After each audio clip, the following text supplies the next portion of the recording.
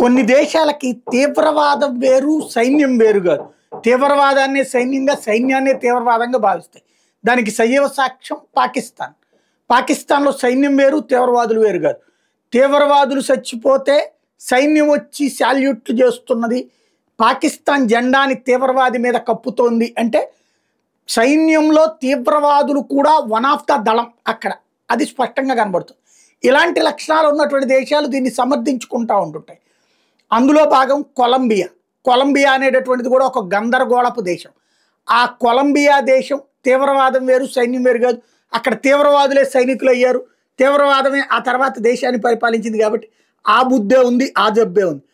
అందుకనే పహల్గామ్లో జరిగినటువంటి ఉగ్రదాడి ఒక ఎత్తు అయితే, ఆ ఉగ్రదాడినేమో ఖండించలేదు కొలంబియా.